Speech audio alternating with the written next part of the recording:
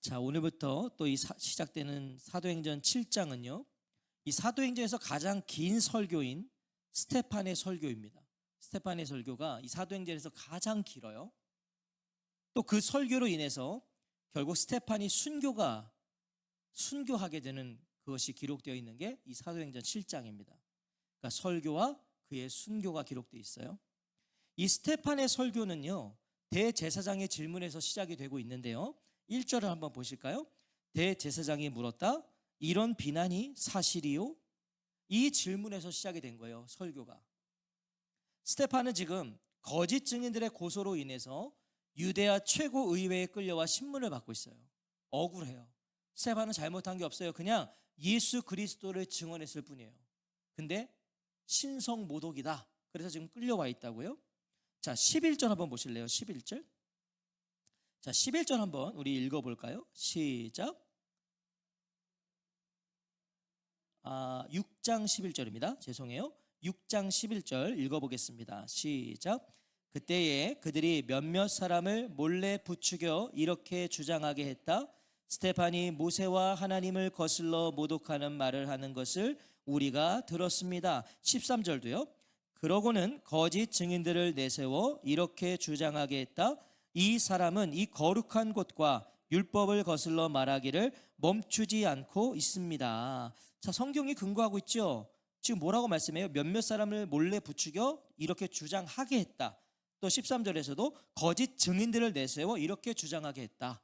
그러니까 스테판은 잘못한 게 없어요. 그냥 거짓 증인들을 세워서 그가 잘못했다 만들어버린 거죠.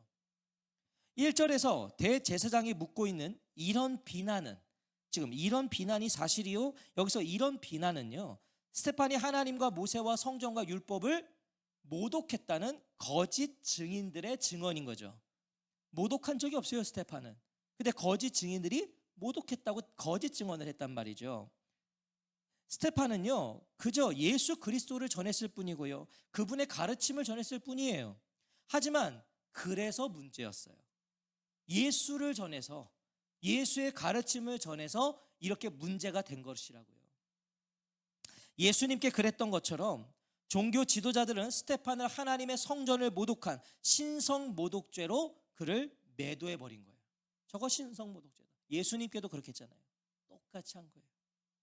예수님과 같은 말을 하고 같은 행동을 하는데 다른 대우를 기대할 수는 없는 것입니다. 여러분, 그렇다면 오늘날도 마찬가지겠죠? 우리가 예수님처럼 말하고 예수님처럼 행동하면 우리는 예수님이 당하신 것처럼, 스테판이 당한 것처럼 우리는 똑같은 대우를 받을 수밖에 없을 거예요. 자, 대제사장은요, 마지막으로 스테판에게 변론할 기회를 주는 것처럼 물어요.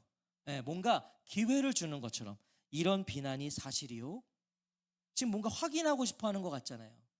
하지만 실상은 변론의 기회를 주는 게 아니에요. 지금 대제사장은요, 또 하나의 덫을 놓았을 뿐이에요. 이 스테판에게 또 하나의 덫. 생각해 보십시오. 이 대제사장의 질문에 스테판이 그렇다라고 하면 어떻게 돼요? 당연히 대제사장은 기다렸다는 듯이 신성모독죄로 사형을 언도했을 거예요. 네? 이런 비난이 사실이요? 그렇다. 그럼 뭐예요? 신성모독. 반대로 아니다라고 하면 어떻게 되겠어요? 거짓말을 한다. 그래서 또 거짓 위증죄로 그를 또 처벌을 하나 더 추가했을지도 몰라요. 그러니까 이렇게 대답해도 저렇게 대답해도 이 대제사장은 그냥 이 스테판을 처벌하기 위한 기회였던 것이죠. 자, 스테판은요, 이런 음흉한 변론의 기회를 설교 기회 삼는 거예요. 여러분, 그러니까 스테판도 굉장한 거죠. 강심장이에요. 지금 나를 누명을 씌울 걸 왜 모르겠어요. 스테판이 성령과 지혜로 충만한 사람인데요. 여기서 내가 어떤 대답을 해도 나는 처벌을 받을 거예요. 그런데 그것을 두려워하는 게 아니라 그때를 설교의 기회로 삼았다. 굉장한 거죠. 자, 2절부터 4절 우리가 한번 같이 차근차근 읽어볼게요. 2절부터 4절입니다. 시작. 그러자 스테판이 말했다. 형제들과 어르신 여러분, 들어보십시오. 영광의 하나님이 우리 조상 아브라함에게 나타나셨습니다. 그가 하란에 자리 잡고 살기 전 아직 메소포타미아에 있을 때였습니다. 하나님이 아브라함한테 말씀하셨습니다.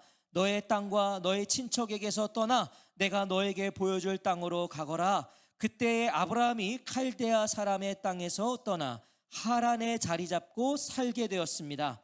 아브라함의 아버지가 돌아가시고 나서는 하나님이 그를 거기서 옮겨 바로 여러분이 지금 자리 잡고 사는 이 땅에서 살게 하셨습니다. 자, 스테판은 대제사장의 질문에 답을 한 게 아니에요. 자, 이런 비난이 사실이요? 거기에 대한 답을 한 게 아니라 지금 뭘 하고 있어요? 쉽게 말해 자기 변명이 아니라 구약에 근거한 기독교 신앙, 구약에 근거한 기독교 신앙과 자신이 전한 그 복음을 변호하는 거예요. 자기를 변호하잖아요. 기독교 신앙과 복음을 변호하기 시작하는데요, 자신이 전한 복음이 결코 구약을 반하지 않고 있다는 것을 선포하는 거예요. 왜냐하면 지금 상대는 구약에 빠삭한 인간들이니까 내가 전한 복음은 그 구약 성경과 조금도 벗어나지 않는다, 이것을 이제 입증해 나가는 것이죠. 결과적으로 거짓 증인들의 고발은 스테판에게 유대아 최고 의회 앞에서 복음을 전할 수 있는 기회를 제공해 준 거예요. 네. 거짓 증인들의 그 증언 때문에 그들 앞에서 설교를 할 수 있게 된 것이죠. 그러니까 하나님의 역사는 이렇게 우리의 이해를 뛰어넘는 거예요. 뛰어넘는 거예요. 우리가 안 될 것 같은 데서 하나님은 일을 행하신다니까요. 말도 안 되는 곳에서 복음이 증거되게 하시잖아요. 자, 먼저 스테판은요, 유대아 최고 의회원들을 뭐라고 부르고 있습니까? 형제들과 어르신 여러분이라고 불러요. 이 지금 상대를, 그러니까 우리의 예수의 사내들인 공의원들을 형제들, 어르신 이렇게 불러요. 존경과 예우를 표하고 있는 것이죠. 굉장히 높여주고 있어요. 자, 이것은 자신도 동족이라는 거죠. 형제라고 그랬으니까 나도 당신들과 같은 동족입니다, 이걸 말한 것이고요. 그러므로 자신은 반유대주의자가 아니라는 걸 강조하고 있는 거예요. 신성모독이라고 그랬으니까 아니, 나는 반유대주의자가 아니다, 나도 유대인이다, 그걸 말하고 있는 거예요. 자, 공손하고 정중하게 자신의 이야기를 들어봐 달라는 뜻과 같은 거예요. 존칭을 쓰면서 내 얘기 들어봐 달라. 자, 스테판은 이스라엘 민족 최초의 조상인 아브라함의 이야기로 설교를 시작합니다. 그러니까 그 유대인들은 아브라함 이러면 일단 귀가 쫑긋한 거니까, 아브라함 하면 바로 듣는 거니까요. 자신이 하나님과 모세와 성전과 율법을 모독했다는 자들에게 모세보다 예루살렘 성전보다 앞선 율법이 주어지기 이전의 사건을 언급하고 있는 거예요. 당신들이 말하는 그 모든 것 이전의 이야기를 들어봐라. 그러면서 시작한 게 뭐죠? 우리 조상 아브라함에게 라고 말해요. 우리 조상. 자신도 동일한 아브라함의 후손이라는 걸 강조하면서 하나님이 아브라함을 처음 부르신 때를 상기시키는 거예요. 하나님이 그를 처음 부르셨을 때 하나님은 갈대아 우르에 있던 아브라함을 찾아오셨죠. 우르에 있는 그를, 이유를 알 수 없는 하나님의 선택이었어요. 왜 아브라함이었을까? 몰라요. 하나님의 선택이었어요. 왜 저와 성도님들인데요? 몰라요. 왜 나를 택했는지 아시는 분 있으세요? 몰라요. 아브라함 하나님의 선택이었어요. 창세기 15장 7절에 보면 여호와께서 그에게 말씀하셨다. 바로 내가 너에게 이 땅을 주어 차지하게 하려고 너를 칼데아 사람들의 우르에서 나오게 한 여호와다. 찾아오셔서 하신 말씀이죠. 자, 스테판은 아브라함의 이야기를 하고 있는 게 아니에요. 우리가 얼핏 들으면 아브라함의 이야기를 하는 것 같지만 꼼꼼히 봐보면 지금 아브라함의 이야기를 하고 싶은 게 아니에요. 그의 관심은 아브라함이 아니에요. 그의 관심은 누구예요? 그를 찾으시고 부르신 하나님이셨어요. 스테반은 지금 하나님 이야기를 하고 싶은 거예요. 2절을 보세요. 2절에 뭐라고 말씀하고 있어요? 영광의 하나님이 우리 조상 아브라함에게 나타나셨습니다. 3절에서도 하나님이 아브라함한테 말씀하셨습니다. 아브라함에게 주신 하나님의 명령을 기록하고 있는 거죠. 4절도 보세요. 하나님이 그를 거기서 옮겨 바로 여러분이 지금 자리 잡고 사는 이 땅에서 살게 하셨습니다. 계속 지금 스테판이 말하고 싶은 건 하나님이에요. 하나님이 아브라함은 그 다음이라고요. 유대아 최고 의회가 스테판에게 적용했던 신성 모독죄의 근거는 성전이었어요. 성전. 어떤 거? 그들에게 성전은 그 하나님이었어요. 유대인들에게 성전은 하나님이에요. 성전에 가야만 하나님 만나거든. 그러니까 성전을 거의 그들에게는 우상 숭배였어요. 성전. 하나님은 성전에 계신다 믿었거든요. 성전 안에 계신 하나님. 그래서 그들은 거기 가는 거예요. 그런데 스테판이 그 성전을 건드렸거든요. 뭐라고 말씀했어요? 14절 보실래요? 14절에 6장 14절을 보세요. 6장 14절 거기 보면 그가 말하는 것을 우리가 들었거든요. 나사렛 사람 예수님, 이분이 이곳을 완전히 허무실 것이다. 예수님이 성전을 허무시겠다고 했거든요. 스테판이 그걸 설교한 거예요. 그걸 성전을 허물 거다. 그러니까 감히 하나님이 계신 성전을 허물어 신성모독죄다 한 거예요. 성전을 건드리니까. 이거 예수님이 하신 말씀을 스테반은 그냥 전한 거거든요. 예수님 하신 말씀. 누가복음 21장 5절과 6절에 보면 예수님이 이렇게 말씀하셨어요. 몇몇 사람이 성전에 대해 말하기를 아름다운 돌들과 사람들이 바친 물건들로 잘 꾸며져 있다고 했다. 이때 예수님이 말씀하셨다. 여러분이 살펴보고 있는 이것들 말인데요, 돌 하나도 다른 돌 위에 남아있지 않을 날들이 올 겁니다. 완전히 허물어질 겁니다. 예수님이 말씀하셨어요. 저 성전은 허물어질 거다. 스테반은 성전은 예수님이 오시기 전까지 필요했던 것이다. 예수님이 오신 후에는 성전은 건물일 뿐이다. 이걸 언급한 거였다고요. 그걸 강조한 거예요, 스테반은. 우리는 이거 다 이제 인지하고 계시잖아요. 성전은 없어요. 우리가 여기를 성전이라고 말하면 안 돼요. 성전은 누구죠? 예수님을 모신 우리가 성전이잖아요. 너희가 성령의 전인 것을 알지 못하느냐. 우리가 성전이고요, 여기는 예배당이에요. 근데 오늘날도 많은 목사님들이 성전에서 기도드려라, 성전에 와서 예배드려라 말하는데 그거 다 틀린 겁니다. 성전 아니라고요. 내가 성전이라고. 하나님은 성전에 머무시는 게 아니잖아요.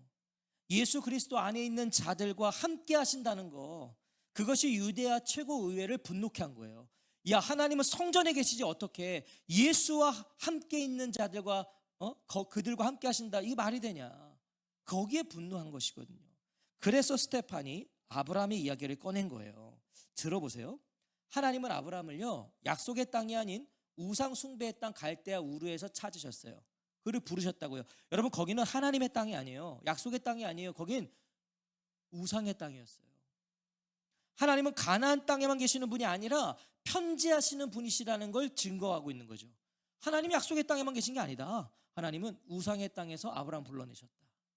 어디에든 계신다. 아브라함이 이방 땅에 살고 있을 때도 나타나서 인도하신 하나님, 심지어 아브라함과 그의 가족들이 다른 신들을 섬기고 있을 때, 우상을 섬기고 있을 때도 하나님은 아브라함에게 나타나셨다는 거예요.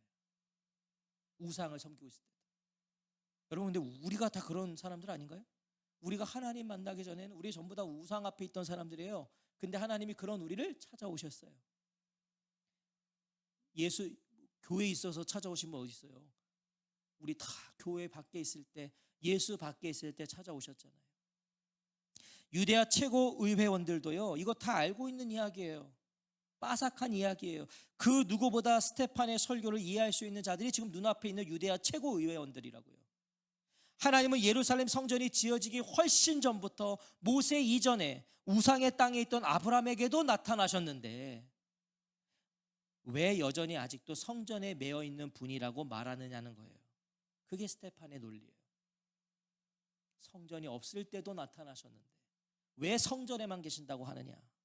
하나님은 성전에서 이스라엘 백성에게 말씀하시기 전에 이미 메소포타미아에서도 말씀하신 것을 너희들 알고 있지 않느냐.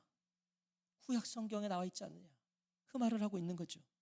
예수님이 그러셨던 것처럼 스테판은 유대야 최고의회를 향해 강력하게 선포합니다. 예수님하고 똑같아요. 스테판, 예수님이 그들 앞에서 당당하게 외치셨던 것처럼 스테판도 똑같이 하고 있어요. 스테판은 하나님은 처음부터 성전 안에 하나님이 아니라 성전 밖의 모든 곳에 하나님이셨다는 걸 선포하면서 성전을 부정했다는, 그래서 신성모독죄라는 그들의 주장은 역사적으로 어떤 근거도 될 수 없다는 것을 피력하고 있는 거예요. 너희들이 말한 건 다 틀렸다. 무엇보다 아브라함은 하나님이 옮기신 이 땅에서도 발붙일 만한 유업을 얻지 못했고 못 얻었어요.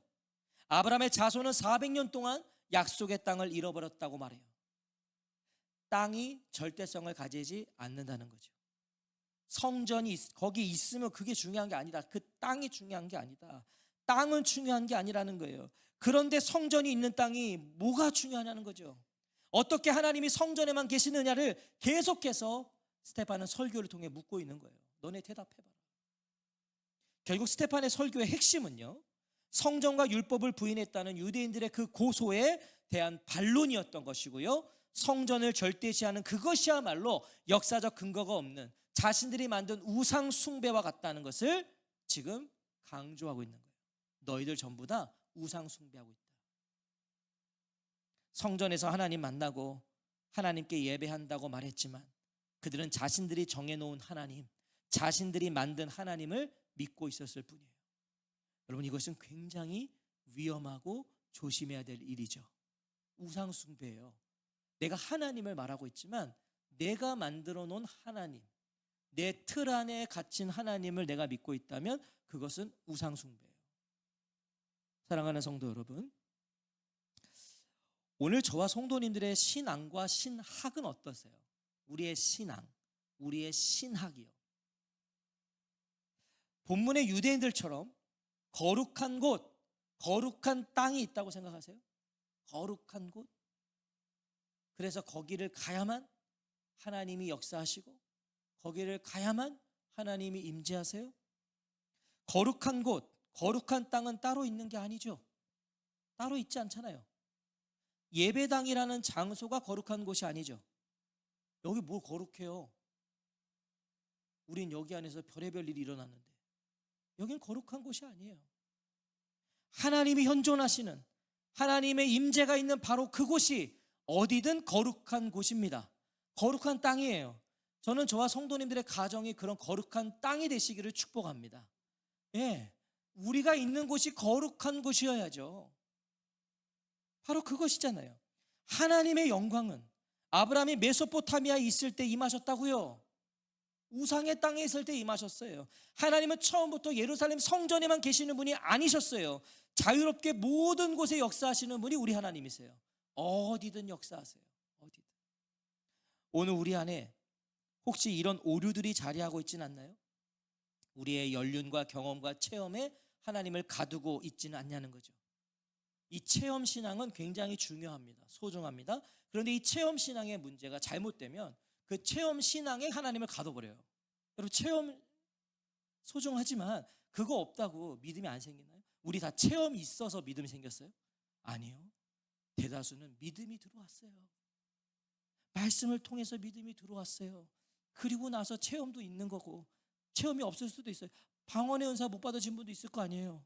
방언의 은사를 못 받으면 그 사람 구원 못 받은 거예요? 아니잖아요. 그런 거 아니라고요. 그런데 우리가 자꾸 우리의 연륜과 경험과 체험에 하나님을 가둘 수 있어요.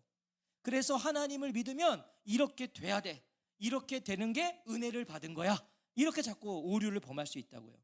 내가 만난 하나님이 전부가 돼서 그것을 기준 삼고 살아가고 있진 않으세요? 그래서 내가 만난 하나님을 못 만났으면 하나님 못 만난 거야, 뭐 이런 사람이 있어요. 하나님은 각자를 따르게 만나주시는데 하나님의 영광 아래 살지 않고 나의 영광을 위한 하나님을 믿고 있진 않으세요? 하나님을 성전 안에 가두고 자신들이 드리는 예배를 꼼짝없이 받으셔야 되고, 꼼짝없이 받으셔야 되고, 자신들이 드린 기도에 무조건 응답하셔야만 하고, 그리고 자신들이 다시 올 때까지 성전에 매여 계셔야 하는 하나님으로 만들어버린 그 유대 종교 지도자들처럼 말이에요. 여러분, 유대 종교 지도자들이 한 짓이 그런 거예요. 하나님, 예배당에 여기 성전에 있어. 내가 오면 내 예배를 받아.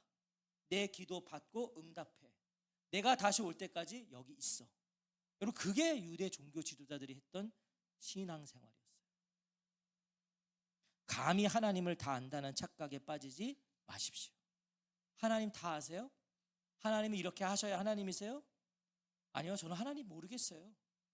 목사인데 신앙생활을 하면 할수록 하나님 모르겠어요. 어쩔 때는 이렇게 하시는 것 같고 어쩔 때는 저렇게 하시는 것 같고 답이 없어요. 그러니까 그분이 답인 거예요. 그분이 답인 거예요. 그분이 하시는 게 답이에요. 하나님을 나의 이해와 신념 안에 가두고 열성적으로 믿고 있다면 그것은 곧 우상 숭배와 다를 바가 없어요. 네? 내 이해와 신념에 딱 놓고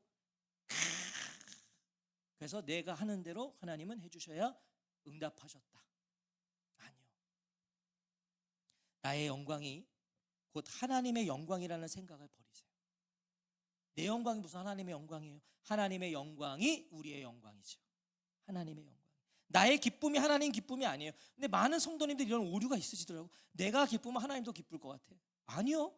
하나님의 기쁨이 우리의 기쁨이어야죠. 하나님은 조금도 관심 없는 거에 우리는 기뻐할 수 있어요. 그리고 그것이 하나님의 축복이라고 말할 수 있어요. 하나님 난처하실 것 같아요. 하나님은 주신 적 없는데 우리는 그게 하나님의 은혜라고 축복이라고 말할 수 있어요.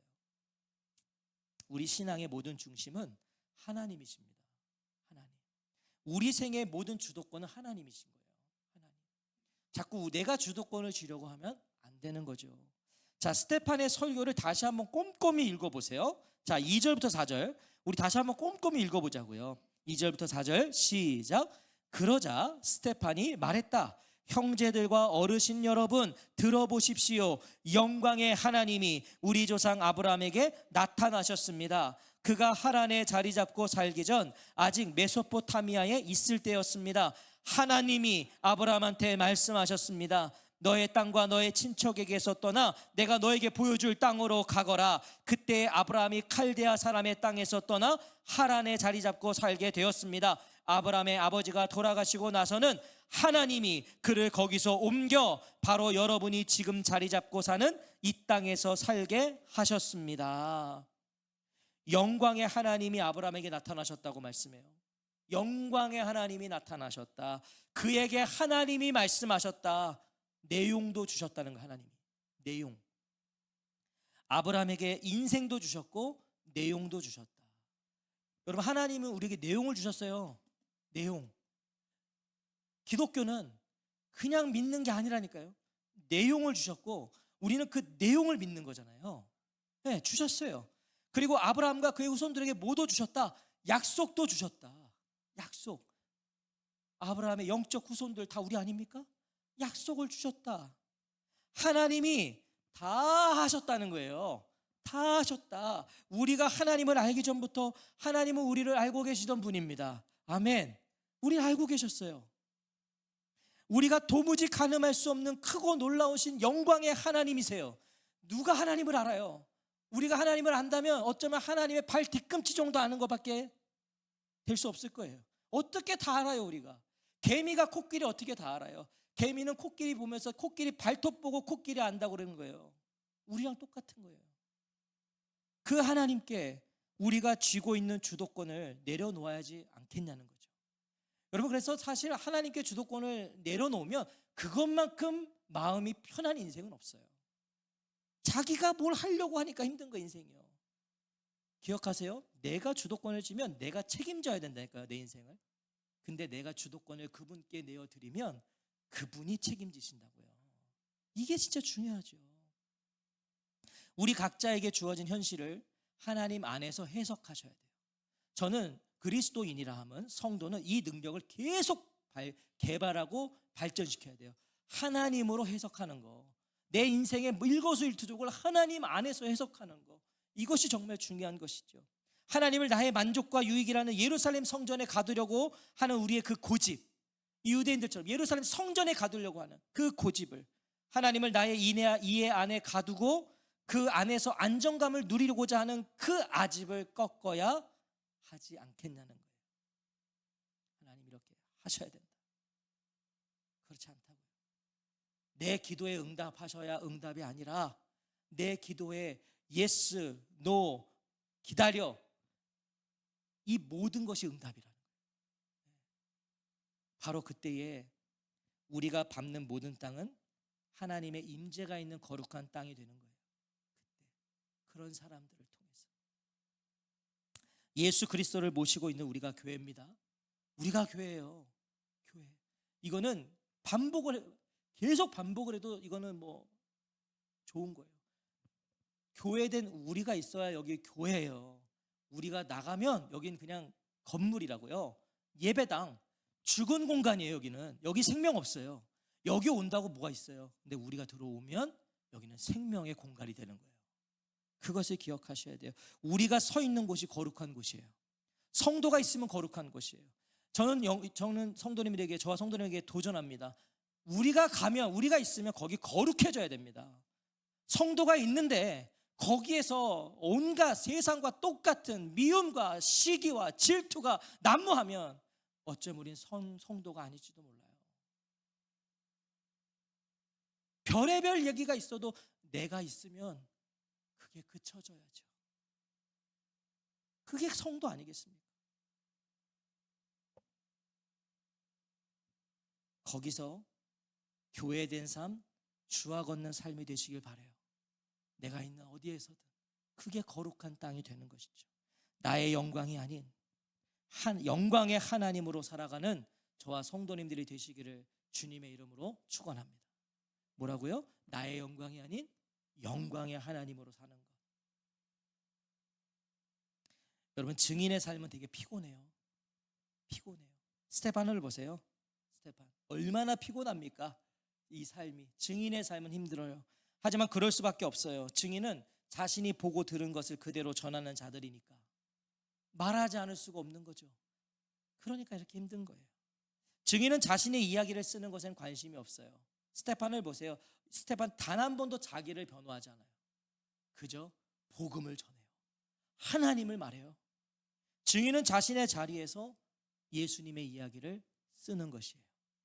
저는 오늘 이 밤 저와 성도님들이 여기서부터 이제 예수님의 이야기를 쓰시고 저문을 밖으로 나가서 있는 그곳에서 예수님의 이야기를 쓰는 사람들이 되시기를 축복합니다. 거기가 그때 거룩한 땅이 됩니다. 우리 같이 찬양하고 기도하겠습니다.